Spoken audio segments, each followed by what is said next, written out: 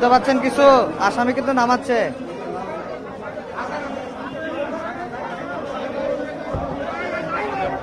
40টা certificate সে জাল প্রদান করেছে। এই মর্মে তার রাষ্ট্রপক্ষের আবেদন ছিল যে এই সার্টিফিকেটগুলি কীভাবে কার মর্মে তাদের কারা কারা জড়িত আছে এদের নাম ঠিকানা যাচাই বাছাই করার জন্য আমরা রিমান্ড চাইলে আদালত সন্তুষ্ট। আচ্ছা, সে জাল সার্টিফিকেট দিয়েছে না তার প্রতিষ্ঠান, সে যে প্রতিষ্ঠানের চেয়ারম্যান, মানে এই বিষয়টা একটু ক্লিয়ার করুন। সে ওই প্রতিষ্ঠানের চেয়ারম্যান এবং ডাক্তার হিসাবে সেই জাল সার্টিফিকেট প্রদান করে।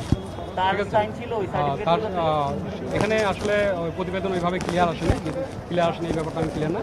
যেহেতু সে এই প্রতিষ্ঠানের চেয়ারম্যান এবং প্রতিষ্ঠানের ডাক্তার হিসাবেও সে কর্মরত ছিল, সুতরাং তার দায়িত্ব ছিল এই সার্টিফিকেটগুলি প্রদানের বিষয়টা। সুতরাং এই সার্টিফিকেটগুলি কারা কারা কারা জড়িত ছিল এই জড়িত মর্মে তাদের নাম ঠিকানা যাচাই বাছাই করার জন্য আমাদের রিমান্ড চাওয়া হয় মামলা তদন্তকারী কর্মকর্তা। সেই রিমান্ডের আলোকেই আদালত 3 দিন রিমান্ড মঞ্জুর করে। আদালত এই বিষয়ে কিছু না।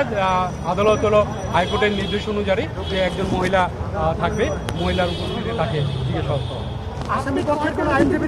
আসামি পক্ষে রিমান্ড বাতিল চেয়ে জামিন চেয়েছিল, সে আদালত নামঞ্জুর করেছে। পুলিশের পক্ষ থেকে অভিযোগ হয়েছে সে জাল সার্টিফিকেট করেছে এবং ডাক্তার হিসেবে সে একজন জাতির বিবেক হয়ে সে মানুষের সাথে প্রতারণা করেছে এবং জাল জালিয়াতির সাথে জড়িত। এই মর্মে আপনাদেরকে কথা বলেন না কেন?